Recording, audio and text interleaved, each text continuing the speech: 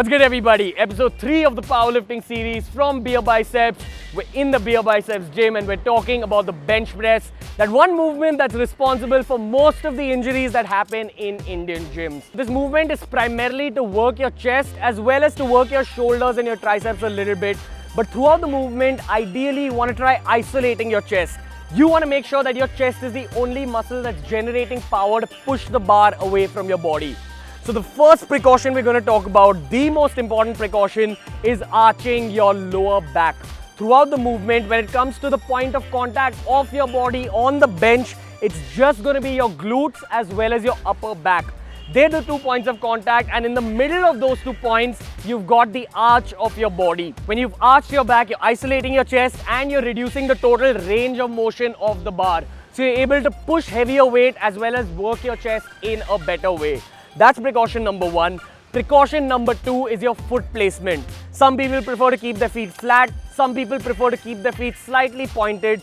In both those cases, you're basically using that power of your foot, that pushing power, in order to generate more power onto the bar, in order to load up your chest more. So if you're keeping your foot flat, make sure you're pressing it into the ground. If you're keeping your foot pointed, make sure you're pressing your foot towards your head in a backward direction. Next, very important precaution when we're talking about any chest movement is that throughout the movement, your shoulders have to be retracted. You got to pull your shoulders back. When you pull your shoulders back, once again, it helps in isolating your chest. This is something that a lot of bros ignore during the bench press. They won't pull their shoulders back and they let their shoulders move along with the bar in the bench press.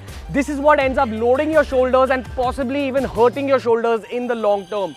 So before you actually perform the movement, make sure your lower back is arched and make sure shoulders are pulled back nice and tight. Next precaution, we're talking about hand placement. The rule of the book is that you got to keep it slightly wider than shoulder width apart.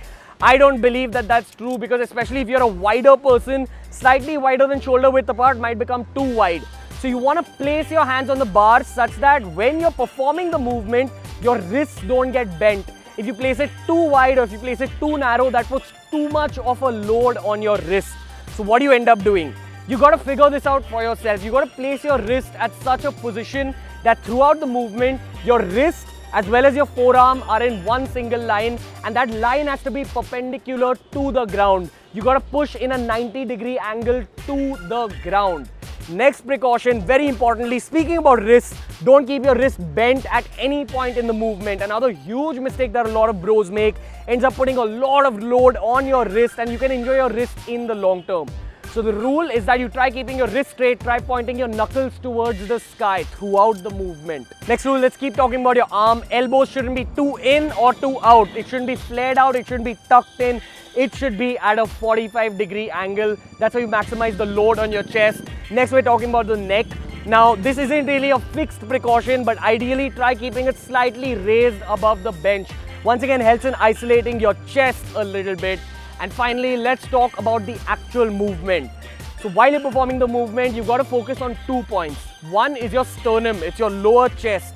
So when you're coming down, the bar should touch your lower chest. That's the line of your nipples.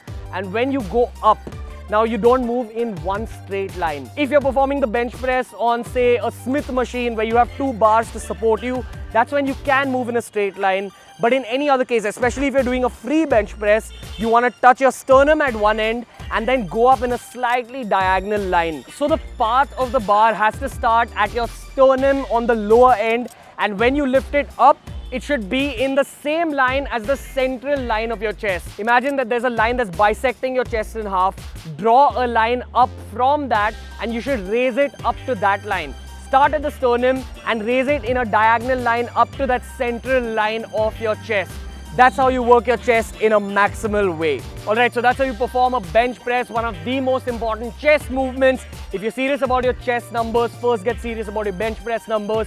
Perform at least 4 to 5 sets in every workout. After this, you can do a few accessory movements.